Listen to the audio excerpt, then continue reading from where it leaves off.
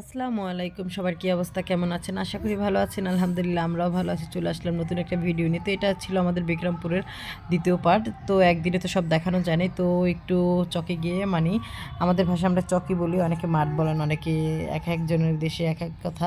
তো যাই হোক, এখানে এই যে আমরা একটু মডেলিং করতেছিলাম। তো যাই হোক, মডেলিং যদিও পারি না, তারপরে একটু আসলে বাইরে গেলে কিন্তু মনটা এমনিতেই ফুরফুরে হয়ে যায়, তাই না? তো সেই কারণে মনটা খুব ভালো ছিল। এখানে আমি, আমার বোন, আমরা সবাই মিলে একটু ভিডিও টিডিও করতেছিলাম, ছবি টবি তুলতেছিলাম। এই হয়েছে আমার রাজকন্যা, এই হয়েছে আমার ভাই, আর ওই যে আমি ইরফান আর মারিয়া।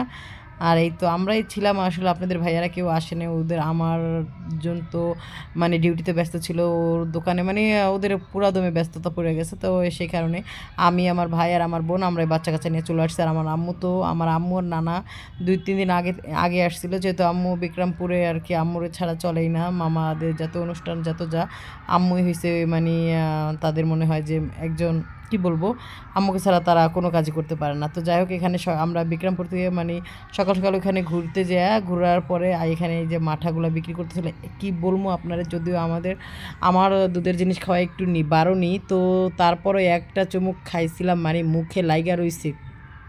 তো যাই হোক, এখানে এই যে ঘুরে টুরে আইসা, এই যে এটা হচ্ছে দুপুরের খাবার খাইলাম। এটা কিন্তু সকালবেলা ভিডিওগুলো করছিলাম, যেহেতু আমরা ওই দিন আগের দিন যাইতে চাইতে আমাদের রাত হয়ে গেছিলো। তো এই যে আবার হয়েছে বিকালের দিকে একটু বেরিয়েছি খাওয়া দাওয়া করে। দেখেন যে আসলে ওইখানে এত মানুষ, যেহেতু একটা মাহফিল। আর হয়েছে গিয়ে এই যে এই জায়গাটা খুব ভালো লাগে। এই জায়গাটা কিছু ছবি তুলছি, কিছু টিকটক করছি, ভিডিও করছি, এত সুন্দর লাগতেছিল। পরিবেশটা খুব ভালো লাগে। আমার মনে হয়, আমি কালকেও বলতেছিলাম আমার মেজো বোনরা, আসলে আমার না যায় মনে হয় যেন ওই মাঠে যেয়ে বসে থাকি। এত গ্রাম, আসলে আমাদের গ্রামের প্রতি ভালো লাগাটা একটু বেশি, বরাবর সবসময় গ্রামের প্রতি একটু দুর্বলতা আমাদের আছে।